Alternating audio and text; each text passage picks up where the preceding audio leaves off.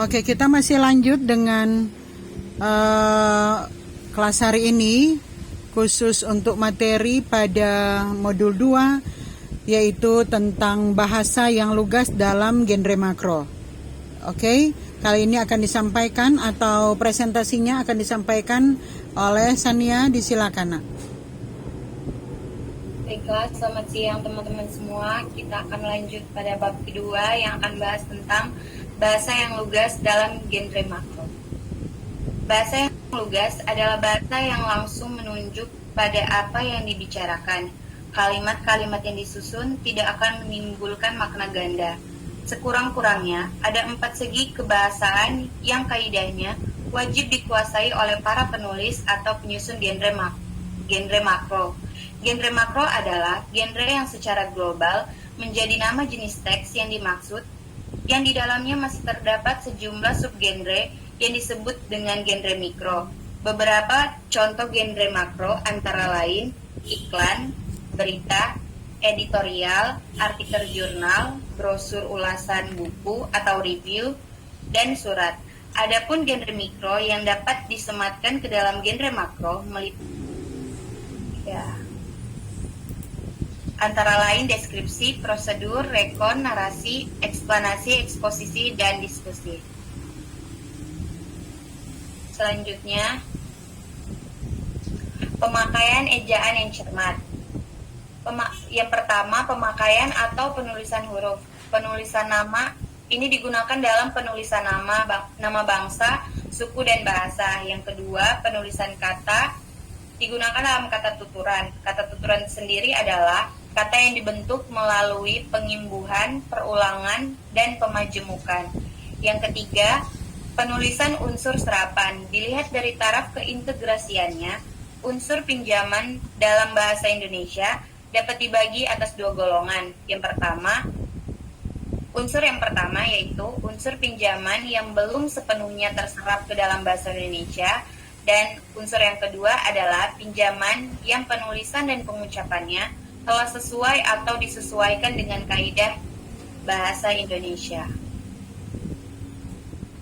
Dan yang keempat, pemakaian tanda baca. Terdapat banyak tanda baca yang digunakan dalam bahasa Indonesia seperti tanda titik, tanda koma, tanda titik 2, tanda elipsis, tanda tanya, tanda seru, dan tanda-tanda yang lainnya yang seperti dijelaskan pada modul yang ada di bab 2. Selanjutnya adalah pilihan kata diksi.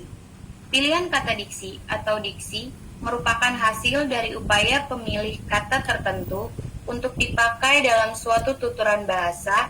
Pemilihan kata dilakukan apabila tersedia sejumlah kata yang artinya hampir sama atau bermiripan. Dari senarai kata itu, dipilih satu kata yang paling tepat untuk mengungkapkan suatu pengertian.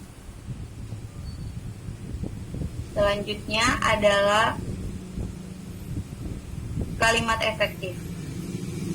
Kalimat efektif haruslah memiliki kemampuan menimbulkan kembali gagasan-gagasan pada pemikiran pendengar atau pembaca seperti apa yang terdapat pada pemikiran penulis atau pembicara.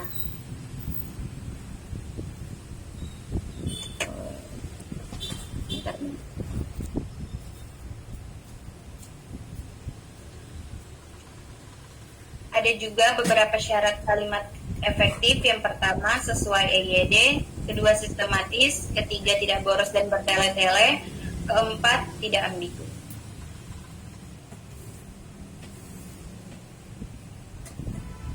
Selanjutnya adalah paragraf atau alinea.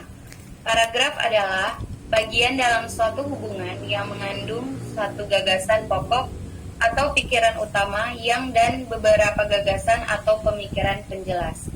Paragraf merupakan himpunan dari kalimat yang bertalian dalam suatu rangkaian untuk membentuk suatu gagasan.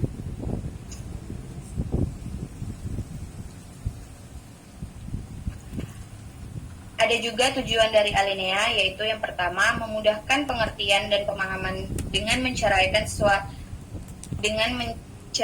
suatu tema dari tema yang lain. Oleh sebab itu, alinea hanya boleh mengandung suatu tema bila terdapat 2 tema maka dipecahkan menjadi 2 alinea. Yang kedua, memisahkan dan menegaskan perkataan secara wajar dan formal untuk memungkinkan kita berhenti lebih lama daripada perhatian pada akhir kalimat. Dengan perhentian yang lebih lama ini, konsentrasi terhadap tema alinea lebih terarah. Sekian dan terima kasih.